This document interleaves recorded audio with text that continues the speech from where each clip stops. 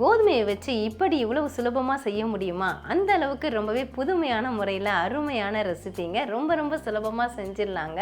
Hi friends, welcome to Chennai food. இந்த ரெசிபியை நான் எப்படி செய்கிறேன் நீங்களே பாருங்கள் வாங்க. இந்த ரெசிபி செய்கிறதுக்காக நான் முழு கோதுமை எடுத்திருக்கேங்க. 250 கிராம் அளவுள்ள மெஷரிங் கப்பில் 1 கப்பு எடுத்துருக்கிறேன். இந்த கோதுமையை நல்லா 4 முறை கழுவிட்டு வெயிலில் காய வச்சு எடுத்து வச்சுருக்கிறேன். இதே மாதிரி கழுவி காய வச்சு நீங்கள் ஸ்டோர் பண்ணி வச்சுக்கோங்க. அது மாதிரி பண்ணி வச்சுக்கிட்டா எப்போ வேணுனாலும் இந்த ரெசிபியை நம்ம சுலபமாக செஞ்சிடலாம். இப்போ இந்த கோதுமையை நம்ம வறுத்து எடுத்துக்கணும். ஸ்டவ் ஆன் பண்ணிவிட்டு ஸ்டவ்வில் நான் அயன் பேன் வச்சுருக்கேங்க. பேன் நல்லா சூடாயிடுச்சு. இதுக்கு நாம் எண்ணெய் நெய் எதுவுமே சேர்க்க வேண்டாம். நம்ம ட்ரையாக தான் வறுக்க போகிறோம். இந்த கோதுமையை நான் இதில் சேர்த்துக்கிறேன்.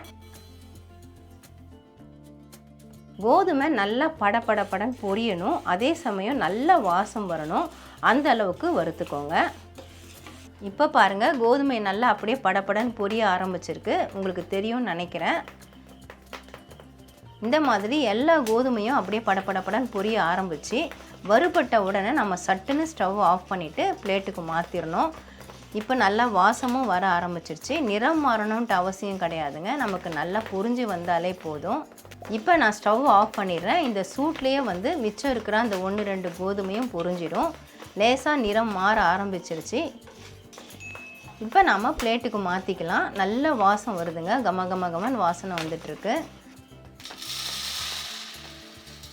பிளேட்டுக்கு மாற்றிட்டு அப்படியே கொஞ்சம் பரப்பி விட்டுட்டு ஒரு 5 நிமிஷம் ஆற விட்டுடுங்க. நல்லா சூடு ஆறட்டும். வறுத்து வச்ச கோதுமை நல்லா சூடு ஆறிடுச்சுங்க. இதை நாம் மிக்ஸி ஜாரில் மாற்றிக்கலாம்.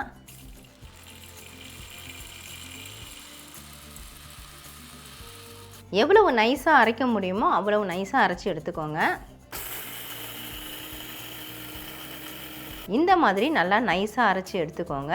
நம்ம எவ்வளவு தான் நைஸாக அரைச்சாலும் இதை நம்ம சலிச்சிட்டு தான் பயன்படுத்தணும். நான் சலிக்கிறதுக்காக ஒரு பவுல் வச்சுட்டு அதில் நான் வடிகட்டி போட்டு வச்சுருக்கேங்க. அதாவது ஸ்ட்ரைனர் கரண்டி வச்சுருக்கேன். கொஞ்சமாக சலிக்கிறதுனால நான் இதை பயன்படுத்துகிறேன்.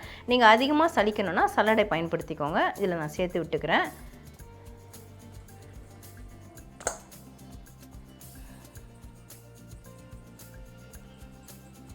நான் மொத்த மாவையும் சலிச்சிட்டேங்க. பாருங்கள், இந்த அளவுக்கு நமக்கு குருணை வந்திருக்குது. இதை மறுபடியும் மிக்சியில் போட்டு ஒரு அரைச்சிட்டு நம்ம சலிச்சு எடுத்துக்கலாம். நீங்கள் கேட்பீங்க, ஏன் கோதுமை இப்படி தான் நம்ம ரெடி பண்ணணுமா, கோதுமை மாவு பயன்படுத்தக்கூடாதான்னு. கடையில் விற்கிற கோதுமை மாவு பார்த்திங்கன்னா பியூர் மாவு கிடையாதுங்க. அதில் மிக்சிங் இருக்கும். அது டேஸ்ட்டு நல்லா இருக்காது. நீங்கள் பியூரான கோதுமையை முழு கோதுமையை இந்த மாதிரி அரைச்சிட்டு செய்யும் பொழுது, அதுவும் வறுத்து அரைச்சி செய்யும் பொழுது டேஸ்ட் அவ்வளோ அருமையாக இருக்கும். அதனால் இந்த மெத்தடில் செய்கிறது ரொம்ப டேஸ்ட்டாக இருக்கும். நான் இதை மறுபடியும் அரைச்சி சலிச்சுட்டு உங்களுக்கு காட்டுறேன். நான் மறுபடியும் அரைச்சி சலிச்சிட்டேங்க. பாருங்கள், இவ்வளோ தான் இருக்குது. ஒரு 1/2 டீஸ்பூன் கூட இல்லை, ஒரு 1/4 டீஸ்பூன் போல் தான் இருக்குது. இது நமக்கு தேவையில்லை. இப்போ இந்த மாவுக்கு தேவையான அளவு உப்பு நம்ம சேர்த்துக்கலாம். 1/4 டீஸ்பூனில் பாதி நான் அளவுக்கு சால்ட் எடுத்துருக்கேன். அதை இதில் சேர்த்துக்கிறேன். சேர்த்துட்டு கைகளை வச்சு அப்படியே நல்லா கலந்து விட்டுக்கோங்க. சால்ட்டு சேர்த்துட்டு நல்லா கலந்து விட்டேங்க. இப்போ சூடான தண்ணி சேர்த்து நம்ம கலந்து விடணும். நான் எடுத்த மெஷரிங் கப்லேயே 1.5 கப்பு அளவுக்கு தண்ணி சூடு பண்ணி வச்சுருக்கேன். ஆனால் இவ்வளவு நமக்கு தேவைப்படாது. இதை நம்ம கொஞ்சமாக சேர்த்துட்டு கலந்துக்கலாம். கைகளை வைக்காதீங்க, ஸ்பூன் வச்சு கலந்துக்கோங்க. கொஞ்சம் சூடு குறைஞ்சதுக்கு அப்புறமா நம்ம கைகளை வச்சு கலந்துக்கலாம்.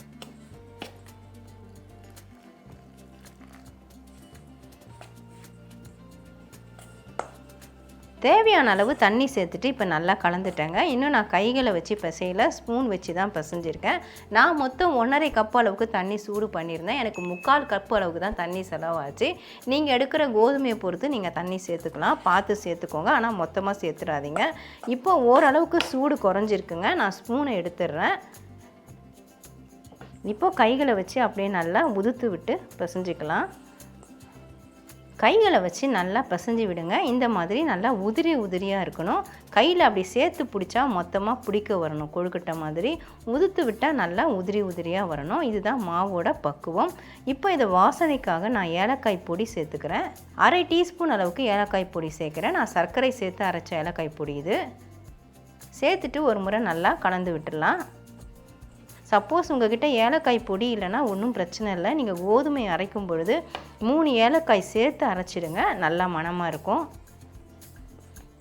அவ்வளோதான். இப்போ நல்லா மிக்ஸ் ஆகிடுச்சு.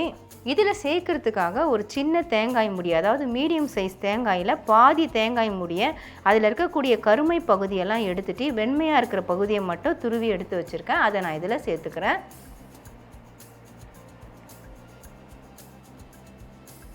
மொத்தத்தையுமே நான் சேர்த்துட்டேங்க.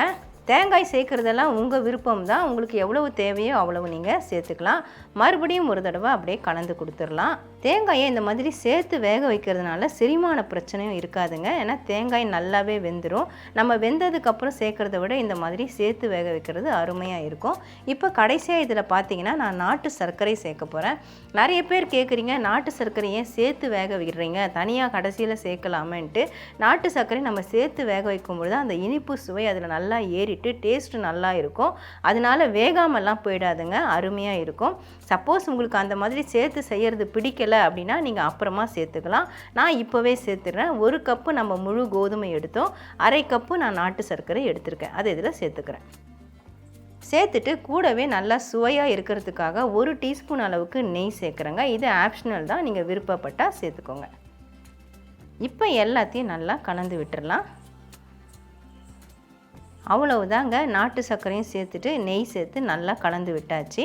இப்போ நமக்கு மாவு தயாராகிடுச்சு. இதை வேக விடணும்.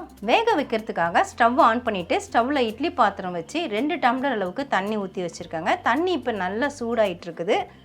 இட்லி தட்டு இதில் வச்சுக்கலாம். இட்லி தட்டில் பார்த்தீங்கன்னா ஒரு ட்ராப் நெய் மட்டும் நான் தடவி வச்சுருக்கேன். தடவாமலும் நீங்கள் வைக்கலாம். தடவி வைக்கும்பொழுது இன்னும் டேஸ்ட் நல்லாயிருக்கும், அந்த நெய்யோட வாசம் நல்லா இருக்கும். இப்போ இதை வேக வைக்கிறதுக்கு பார்த்தீங்கன்னா நான் கரண்டியில் தான் எடுத்து வேக வைக்க போகிறேன். இந்த மாதிரி கரண்டியில் எடுத்துட்டு அப்படியே லைட்டாக ஒரு ப்ரெஸ்ஸிங் கொடுங்க. ரொம்ப அழுத்தம் தேவையில்லை, லைட்டாக கொடுத்தா போகிறோம். நீங்கள் இதை கரண்டியில் தான் செய்யணுன்ட்டு இல்லை, கிண்ணத்தில் செய்யலாம், டம்ளரில் செய்யலாம், இல்லை அப்படியே கூட உதிரி உதிரியாக போட்டு விட்டு கூட நீங்கள் செய்யலாம் ஒரு துணியை விரிச்சிட்டு. நான் கரண்டியை வச்சு செய்கிறேன். இப்போ இதை அப்படியே தட்டில் வச்சுக்கலாம்.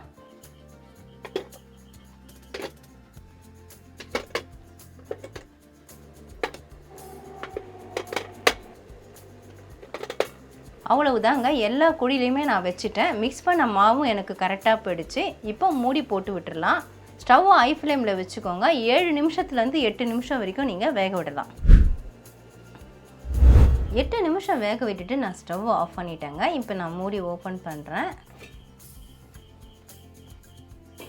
பாருங்கள், சூப்பராக வெந்திருக்கு. நல்ல வாசம் அப்படியே கமகமன்னு வருது. வெந்துருச்சா இல்லையான்னு உங்களுக்கு செக் பண்ணுறதுக்காக நான் கொஞ்சம் எடுத்து காட்டுறேன். இந்த மாதிரி எடுத்துட்டு அப்படியே அதை கையில் எடுத்து அப்படியே திரிச்சிங்கன்னா திரிக்க வரும். நம்ம பால் கொழுக்கட்டைக்கெல்லாம் திரிப்போம் இல்லைங்களா, அந்த மாதிரி திரிச்சிங்கன்னா நமக்கு திரிக்க வரும். இதுதான் வெந்ததுக்கான பதம். பாருங்கள், இந்த மாதிரி நல்லா திரிக்க வரும். இப்போ நல்லா வெந்துருச்சு. இதை நம்ம 2 நிமிஷம் ஆற விட்டுட்டு பிளேட்டுக்கு மாற்றலாம். இப்போ ஓரளவு சூடு ஆறி இருக்குதுங்க. நான் எல்லாத்தையுமே பிளேட்டுக்கு மாற்றுறேன். பாருங்கள் எவ்வளோ அழகாக வந்திருக்கு ஒவ்வொரு பீஸுமே.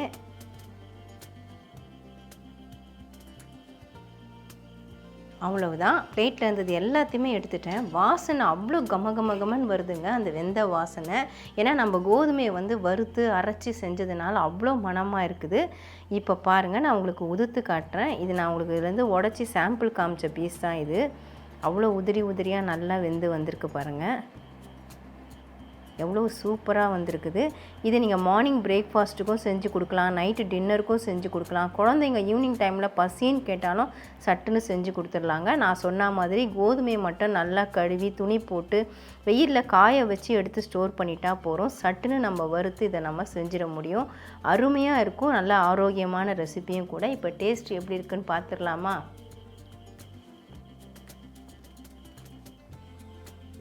நாம் சேர்த்த அந்த தேங்காயோட அளவு கரெக்டாக இருக்குதுங்க. அதே மாதிரி இனிப்பும் கரெக்டாக இருக்குது. ஏலக்காயோட மணமும் நல்லா இருக்குது. கோதுமையை வறுத்து அரைச்சி செஞ்சதுனால அந்த கோதுமையோடைய டேஸ்ட், அந்த ஃப்ளேவரும் நல்லாவே இருக்குதுங்க. மொத்தத்தில் சொல்லணும்னு பார்த்தீங்கன்னா அட்டகாசமாக இருக்குதுங்க. 1 கப்பு கோதுமையை வச்சு இந்த அளவுக்கு நம்ம சுவையாக செய்ய முடியுமா? அதுவும் ரொம்ப சுலபமாக செய்ய முடியுமான்னு பார்த்தீங்கன்னா கண்டிப்பாக முடியும். நீங்களும் கண்டிப்பாக ட்ரை பண்ணி பாருங்கள் ஃப்ரெண்ட்ஸ். ட்ரை பண்ணி பார்த்துட்டு எப்படின்னு எனக்கு கமெண்ட் பண்ணுங்கள். மறக்காமல் நம்ம சேனலை சப்ஸ்கிரைப் பண்ணிக்கோங்க, லைக் அண்ட் ஷேர் பண்ணுங்கள். இதோட இந்த வீடியோவை நான் முடிச்சுக்கிறேன். மறுபடியும் இன்னொரு வீடியோவில் உங்களை சந்திக்கிறேன். Bye guys. Bye bye.